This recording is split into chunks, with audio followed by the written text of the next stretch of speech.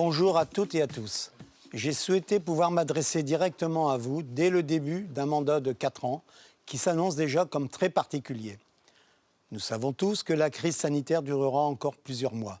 Son influence directe ou indirecte sur nos compétiteurs, sur nos tireurs de loisirs, sur l'ensemble de nos personnels et de nos infrastructures sera importante. Situation sans aucun précédent, nos champions participeront à 2 Olympiades durant la même mandature. Évidemment, la connaissance que nous avons des difficultés que rencontreront aujourd'hui nos adhérents, nos clubs, nos comités et nos ligues ne nous arrêtera pas, bien au contraire. Même si la fermeture de nombreux clubs et l'annulation des compétitions devient de plus en plus pénible, nous devons préparer l'avenir du mieux possible. Nous espérons pouvoir reprendre au plus vite la pratique du tir entre amis et les championnats qui nous manquent tant. Je vais maintenant vous présenter les grandes lignes de notre projet fédéral pour les 4 ans à venir, laissant à Gilles Muller le privilège de développer plus largement le volet sportif. Au niveau des licenciés, tout d'abord, j'aimerais que notre fédération séduise de plus en plus de Français, comme elle l'a fait ces 10 dernières années. Nous espérons qu'elle dépassera le chiffre de 250 000 licenciés à la fin de cette mandature. Pour cela, je soutiendrai l'ensemble de nos 12 disciplines olympiques ou mondiales, que ce soit au titre de la compétition ou du loisir. Comme les membres de notre bureau fédéral, je suis d'ailleurs disposé à envisager pour notre développement toutes les idées d'amélioration et de progrès qui nous seront soumises. Du point de vue législatif, la loi du sport sera débattue au Parlement dans les semaines à venir. Elle nous apportera certainement des changements importants. Il nous faudra alors moderniser nos statuts et notre règlement intérieur, ce à quoi nous préparerons déjà. Ces modifications impacteront nos ligues qui devront également modifier les leurs. Pour le fonctionnement fédéral, nous renforcerons et nous sécuriserons notre informatique afin d'opérer un passage progressif à la digitalisation pour les réunions à distance, l'édition, le partage et l'archivage des documents. Pour plus de professionnalisme, nous ferons également évoluer les formations, les diplômes et les certifications. Nous améliorerons les sites internet fédéraux et les échanges entre les commissions nationales sportives, les ligues et le service communication fédéral. Nous soutiendrons nos ligues et nos clubs en révisant et en actualisant les procédures d'affiliation et celles de l'homologation des installations. Nous créerons en complément des subventions de l'Agence nationale du sport un fonds de soutien qui pourra être activé en lien avec les contrats d'objectifs.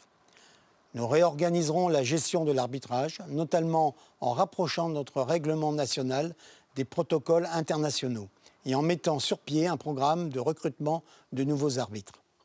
Nous préparons déjà des informations et des formations tant à distance que par atelier lors des championnats. Nous mènerons de nombreuses actions à destination des jeunes, cibles couleurs, arbitres jeunes, jeunes encadrants.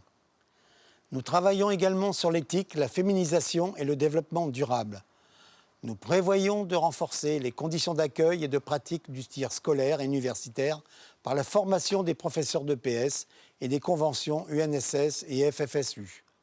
Nous ferons de même en ce qui concerne le handi-tir et le paratir, formation d'encadrants et de classificateurs, convention avec la FFH et travail sur du matériel adapté. Enfin, nous travaillons sur des dispositions de prévention des nuisances sonores, du saturnisme et du harcèlement. Nous serons également très attentifs au projet des modifications de la réglementation sur les armes. Nous continuerons, avec son expertise et son soutien, le travail entrepris par mon prédécesseur dans le cadre de nos échanges avec le service central des armes. Côté sportif, les Jeux de Tokyo arrivent à grands pas. Nous avons déjà 9 tireurs engagés dans les épreuves olympiques et 5 présélectionnés pour les épreuves paralympiques. Nous mettrons bien entendu tout en œuvre avec notre direction technique nationale pour soutenir nos compétiteurs et leur permettre de monter sur les podiums. Que ce soit devant du public ou non, rien ne modifiera leurs engagements et rien non plus ne diminuera leur mérite s'ils obtiennent une médaille. Pour cela, le Centre national de tir sportif sera notre principal lieu d'entraînement.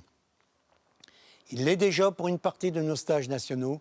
Il devrait encore monter en puissance pour pouvoir accueillir des compétitions internationales. Parallèlement, l'ensemble des pas de tir de Châteauroux-des-Halles sera accessible aux licenciés grâce à un système amélioré de réservation et d'accès dématérialisé. De nouvelles infrastructures y seront implantées. Un stand final dont la construction a commencé il y a quelques jours et qui sera achevé en mars 2022.